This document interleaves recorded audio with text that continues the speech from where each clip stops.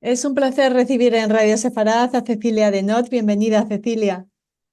No, por favor, muchas gracias Raquel por invitarme. Tenemos muchos motivos para hablar contigo, pero el más gráfico, por decirlo de alguna manera, es este nuevo libro, El canario en la mina, mitos modernos y no tanto sobre Israel y los judíos. Un libro necesario. ¿Por qué, Cecilia? Bueno, la realidad es que es relativamente nuevo en España, pero el libro sale en Argentina poco, o sea, yo lo termino de escribir poco antes del 7 de octubre. La realidad es que la idea del libro era justamente, bueno, poder explicar qué es lo que diferencia el antisemitismo de otras formas de odio, ¿no? Porque es un odio que siempre siempre vuelve, siempre va cobrando nuevas formas, nuevas caras, nuevos argumentos, pero siempre vuelve a aparecer. Y mi idea con este libro era poder analizar los principales, no solamente qué es lo que diferencia el antisemitismo de otras formas de odio, sino también los principales mitos sobre Israel, sobre los judíos. Por ejemplo, bueno, ¿no? El mito de, o sea, la acusación de que Israel es un estado genocida, la acusación de que Israel es un estado colonial o es un estado que aplica un régimen de apartheid. Y lo mismo también acusaciones sobre los judíos, que los judíos tienen doble lealtad, por ejemplo, que son más leales a Israel que el país donde viven, o incluso un mito, una teoría conspirativa más específica de Sudamérica, que es el Plan Andinia, por ejemplo, que es la creencia en ciertos grupos de ultraderecha, hoy ya expandiéndose un poco más allá de esos grupos, de que habría un plan secreto judío para conquistar la Patagonia, el sur de Argentina y también el sur de Chile, para establecer allí un Estado judío.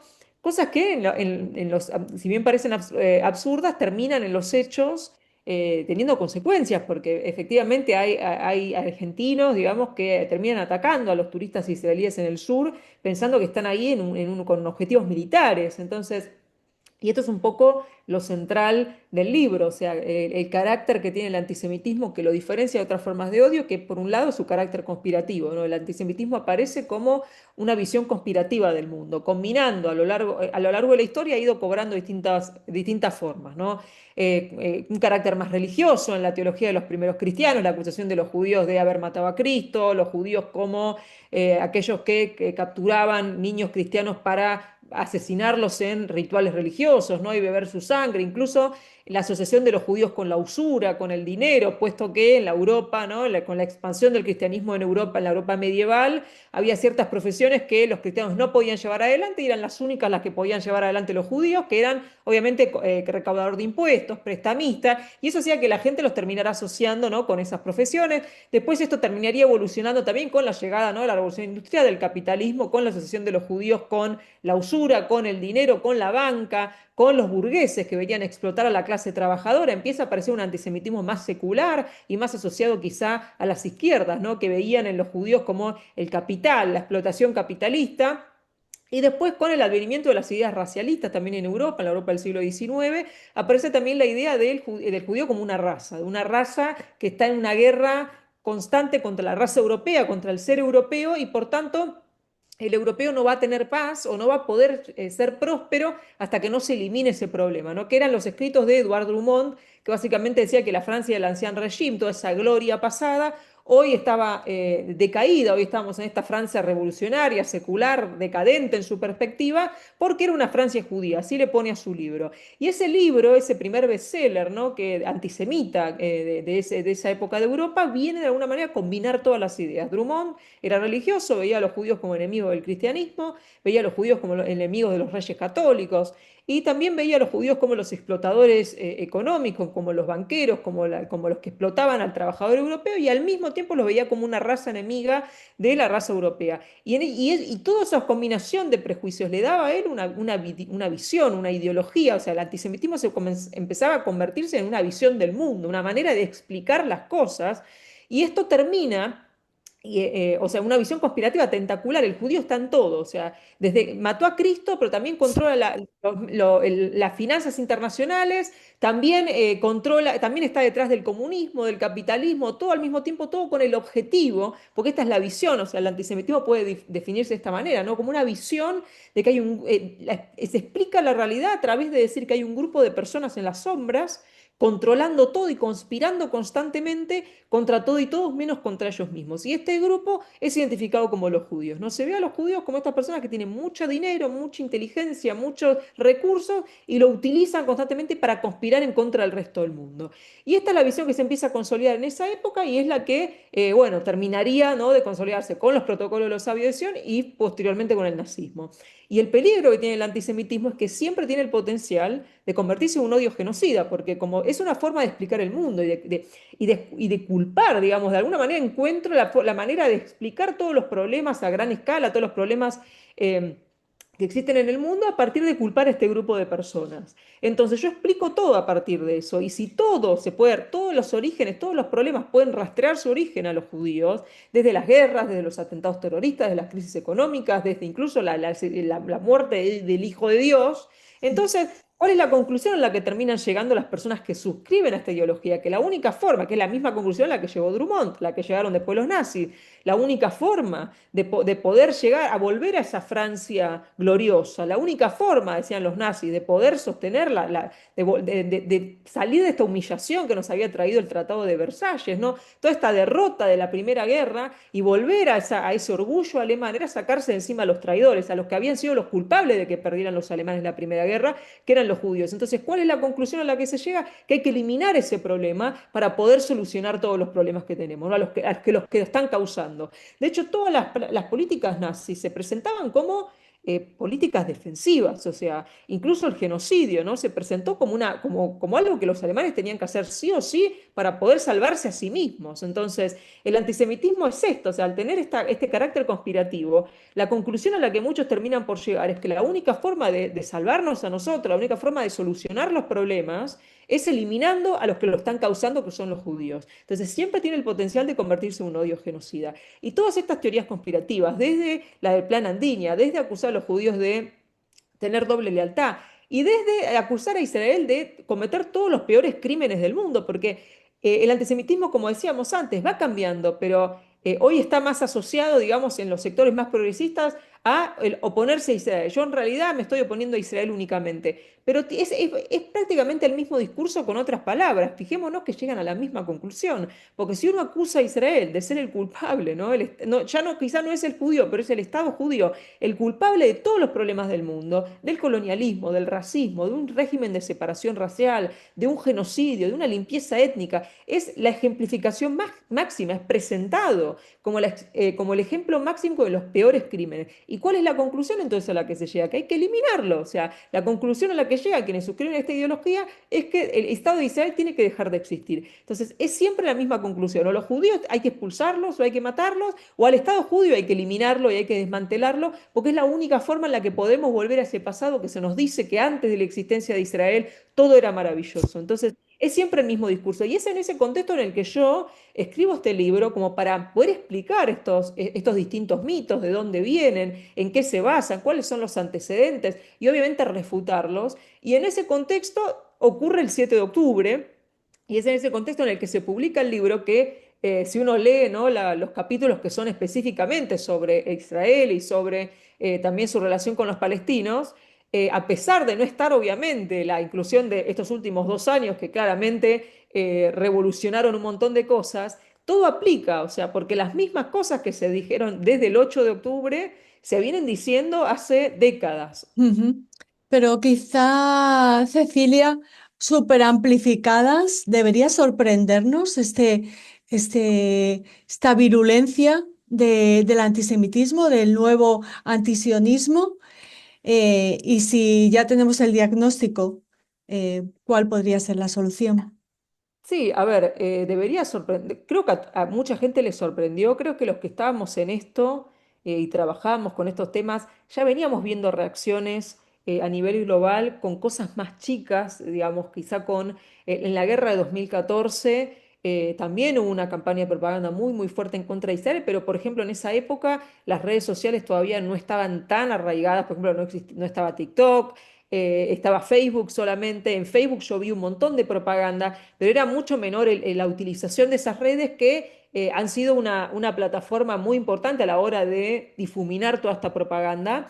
Y al mismo tiempo creo que todavía no había sido tan no estaba tan extendido toda esta visión en la academia, en los medios de comunicación, o sea que fue algo más progresivo. Yo lo ubico más que nada a principios de los 2000, o sea, con la segunda intifada, con la conferencia de Durban, con el nacimiento del movimiento BDS, con toda la conferencia donde ONGs de derechos humanos se ponen de acuerdo a señalar a Israel como la nueva representación del mal sudafricano. Y ahí comienzan, digamos, todas las acciones a nivel mundial para identificar a Israel como un régimen racista, pero incluso podemos ir más atrás. En los años 70, hace poco estaba leyendo una nota respecto de esto, justamente de la sanción en los años 70 de la Asamblea General de la igualación del sionismo como una forma de racismo. Esa resolución tuvo 20 años de vigencia hasta que en los 90 se dio de baja. Entonces es algo que ella comienza a fines de los 60, pero se empieza a profundizar mucho más a principios de los años 2000, cuando empieza toda la narrativa de la segunda intifada,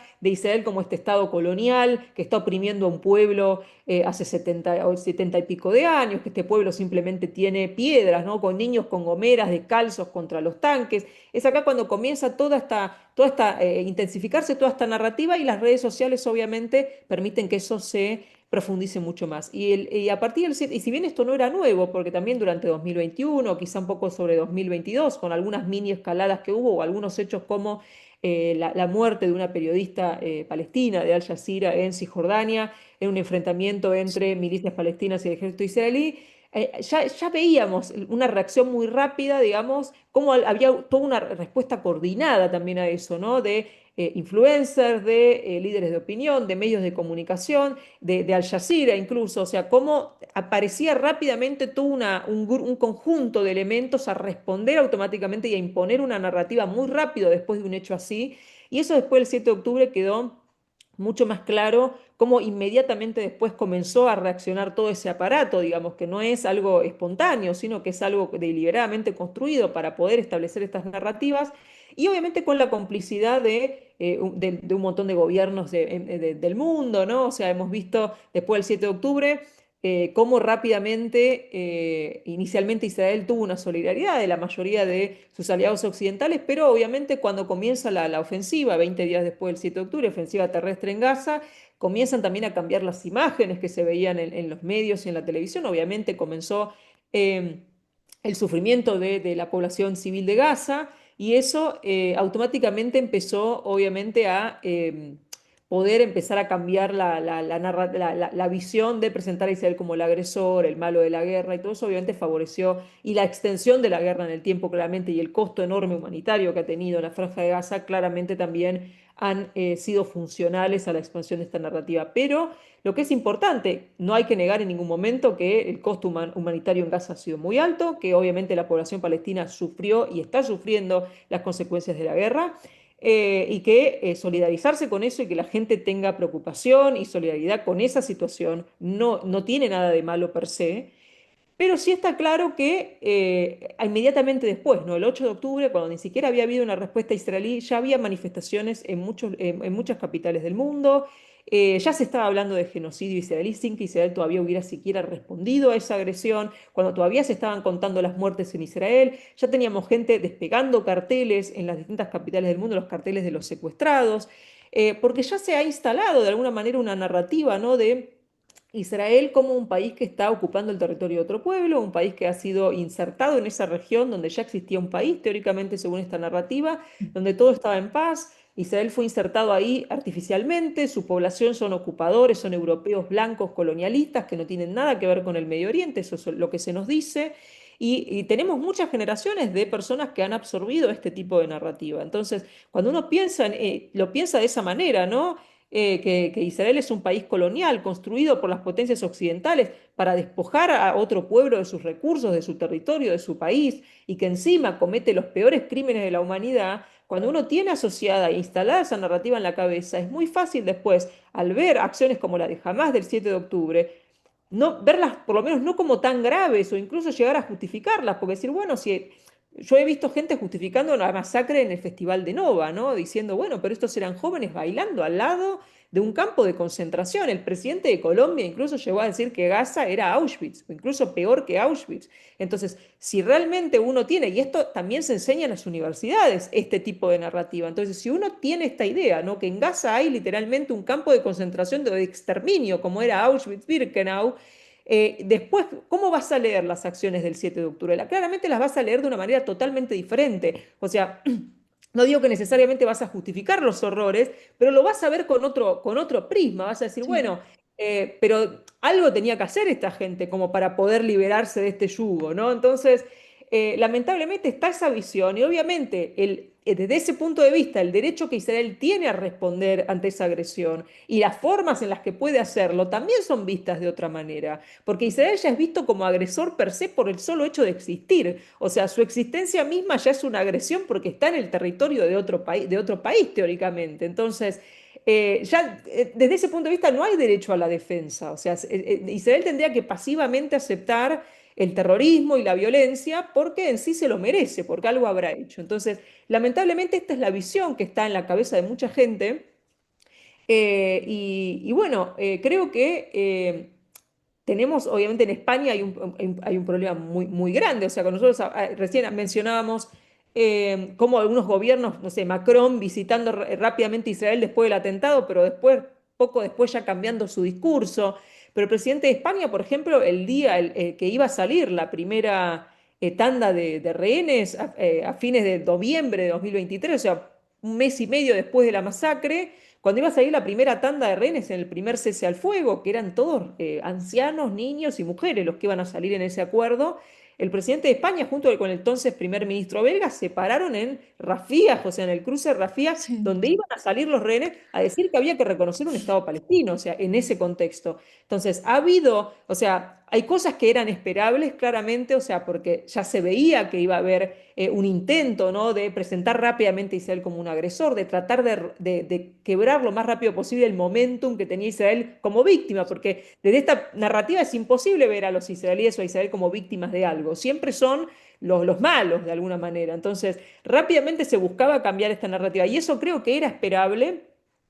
No así era, creo que no así era esperable las reacciones de algunos gobiernos, las actitudes de algunos gobiernos, lo mismo en los últimos meses también, el reconocimiento del Estado palestino en este contexto, que insisto, no tiene, no, per se no es algo malo, o sea, los palestinos tienen derecho a tener su estatidad, ¿no? A tener su derecho a la autodeterminación nacional.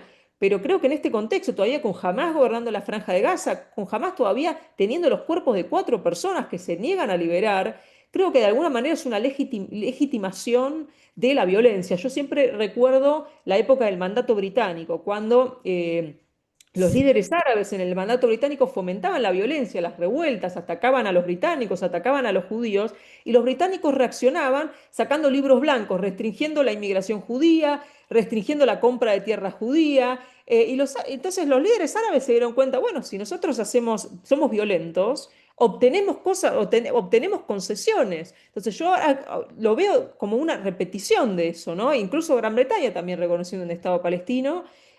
Jamás la lectura que va a hacer es que tras la masacre que han hecho, lo que han logrado es mayor legitimidad en el mundo, porque ellos lo ven como una legitimidad a ellos, ¿no? Yo entiendo que quizá los gobiernos que lo reconocen no están queriendo reconocer un Estado de Hamás, están queriendo reconocer un Estado de los palestinos, pero la legitimidad va para los líderes que tienen hoy los palestinos y lamentablemente muchos de ellos hoy están bajo liderazgo de Hamás, que sigue siendo la fuerza más popular. Hoy si hubiera elecciones en los dos territorios palestinos ganaría con amplio margen. Entonces, creo que estamos ante un problema muy importante, con una normalización total del antisemitismo. Vos mencionabas el antisionismo tiene esto de esconderse detrás de eufemismo, no ser abierto en su prejuicio, sino presentarse como una causa de liberación nacional, como una lucha contra el colonialismo, contra el apartheid, ¿no? O sea, y entonces esto tiene mucho potencial de crecimiento, porque cuando uno se plantea la narrativa o la historia del conflicto de esta manera, como veníamos hablando, es muy difícil ponerse del lado de Israel. O sea, si a uno le cuentan las cosas de esta manera, ¿quién quiere estar a favor del colonialismo europeo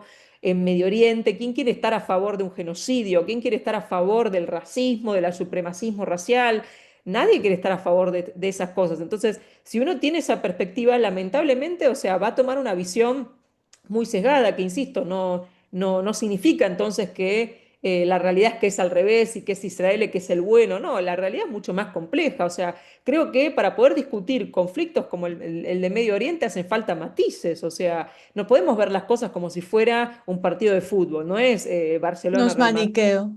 Claro, si yo soy hincha del Barça, entonces tengo que odiar a los del Madrid o viceversa. No, Ujú. la realidad es que tengo que poder incorporar matices y lamentablemente vivimos una época de polarización y sobre todo también las redes sociales fomentan las discusiones en este calibre, ¿no? En eslóganes, en si estás conmigo o estás con el otro. Entonces, parece que hoy hay que ser pro-Palestina y ser pro-Palestina implica necesariamente que Israel tiene que dejar de existir, cuando no debería ser así. Uno debería poder estar a favor de los derechos humanos de los palestinos, de estar a favor de que se respeten los derechos humanos de los civiles de Gaza, querer que los palestinos tengan un Estado sin que eso signifique necesariamente que Israel tiene que desaparecer, el negar la historia de los judíos, en presentarlos como blancos, pero lamentablemente no se está permitiendo este tipo de debates y las instituciones que deberían permitirlo, que son las universidades, tampoco lo están permitiendo. Más bien al contrario, están también funcionando como legitimadores de este tipo de discursos. Entonces, creo que, vos decías el diagnóstico es ese, es un diagnóstico difícil, pero bueno, o sea, creo que El diagnóstico lo tenemos, Cecilia, lo tienes, lo expresas en el libro. No sé si hay una solución, no sé si estamos condenados como pueblo judío, como judíos, a ser los que se defienden del antisemitismo. Es un peligro para los judíos del mundo, ¿no? Y sí, dime. no, yo creo que también, o sea, obviamente es un momento muy difícil. Vemos, por ejemplo, creo que el ejemplo más claro es Estados Unidos, donde hoy Estados Unidos, donde el apoyo a Israel era transversal a los partidos políticos. Hoy vemos a los jóvenes en un 50% en contra de Israel. O sea, es una preocupación para las futuras generaciones. Vemos que estos discursos han permeado incluso en aquellos países y sociedades donde no era común que permearan. En este momento incluso en la derecha, porque también se suele hablar el problema hoy es la izquierda, pero por ejemplo en la derecha en los Estados Unidos hoy está ocurriendo una batalla pública en los que son antisemitas y los que no, y a ver si aceptamos. O sea, tenemos el principal líder neonazi de los Estados Unidos siendo invitado a podcast, normalizada su posición, un tipo que reivindica a Hitler, y los debates en el Partido Conservador a ver si tenemos que aceptar que este tipo sea parte del partido o no. O sea, el solo hecho que eso se esté debatiendo, o sea, cuando no debería ser ni siquiera algo que se tendría que debatir, vemos que el antisemitismo ha permeado, o sea, han sabido utilizar, por decirlo de una manera, o sea, distintos actores, diría principalmente Qatar, por ejemplo, han sabido utilizar la guerra y la empatía también de la gente que tiene por aquellos que están sufriendo para poder insertar un discurso que obviamente ya estaba en algunos sectores de la sociedad y que la guerra sirvió para poder amplificarlos más. Lo cual, primero, no significa que todo el mundo es antisemita, no significa que los judíos no tienen ningún aliado y no significa que no se pueda revertir. O sea, si uno lo piensa de alguna manera, hace, no sé, 40 años en Estados Unidos el 80%, 90% de la gente era pro-Israel. Hoy eso, y los como para decirlo de alguna manera, ¿no? Los del otro lado no se sentaron a decir, bueno, listo, ya está. Entonces no hay manera de revertir eso. No, se pusieron a trabajar y hoy lograron que la situación sea otra. Entonces, así como se puede hacer para un lado, también se puede volver a traer un poco de sentido común, es decir, no puede ser que estemos normalizando nazis. Creo que las redes sociales, si bien son una suerte de arma de doble filo, porque así como te permiten sentar a un tipo que reivindica a Hitler y que tenga millones de visitas en los podcasts y en YouTube, también es una herramienta que te permite llegar. O sea, los judíos somos 15 millones en todo el mundo. La mayoría de la gente no conoció un judío en su vida, no vio un judío en su vida. De hecho, por ejemplo, la comunidad musulmana en Estados Unidos, en las encuestas, por ejemplo, de la Liga Antidifamación, tiene menos ideas antisemitas que la población musulmana en los países musulmanes donde no hay ningún judío. Porque los musulmanes en Estados Unidos, mal que mal, tienen contacto con judíos, o sea, por lo menos muchos de ellos.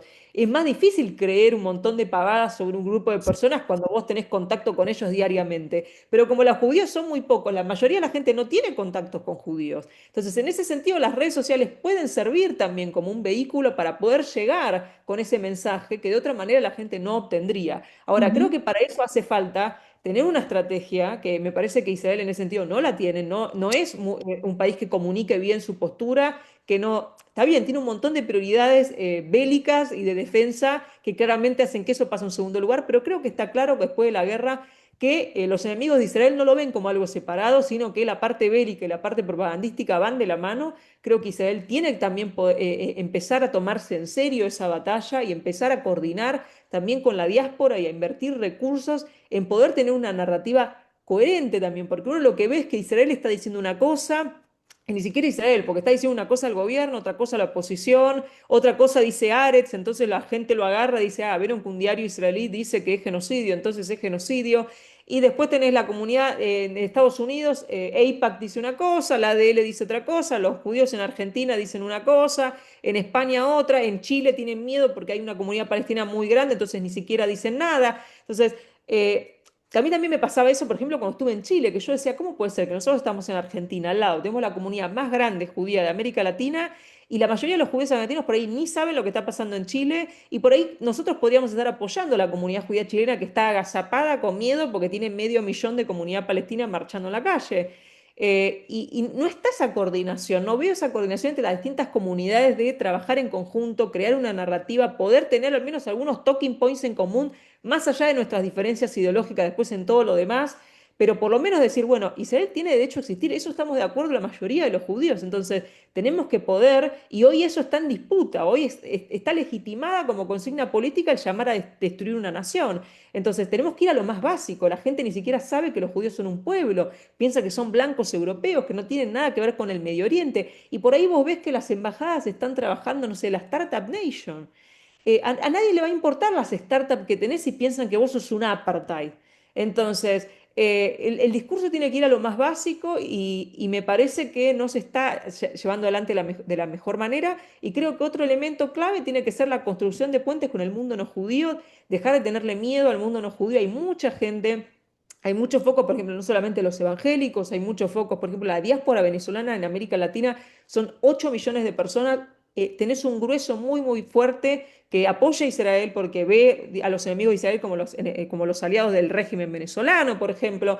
Tenés también en India, por ejemplo, India es un país con una población en donde hay un apoyo muy fuerte a Israel, es el país con más población del mundo. Entonces, hay focos donde Israel podría centrar la construcción de alianzas y también creo que no hay que dar por perdido y creo que muchas veces desde las mm. comunidades es como que la izquierda ya está, la izquierda son todos antisemitas y no es cierto. Primero que también hay antisemitas en la derecha y segundo que hay mucha gente en la izquierda que sí apoya a Israel y está completamente sola. Está completamente sola entre un montón de discursos y no sabe qué hacer y estaría bueno apoyarlos. Entonces creo que debería haber estrategias. Obviamente yo no soy Israel, no soy una institución, no tengo esos recursos y hago lo que puedo desde mi lugar y trato de incentivar a la gente que sea un sujeto activo, que hable, que cuente su versión, que trate de disputar desde su punto, de su lugar todas estas narrativas, pero obviamente creo que para poder ir al problema macro tiene que haber también una estrategia macro más allá de individualidades tratando de hacer lo que uno puede, ¿no? Desde su lugar.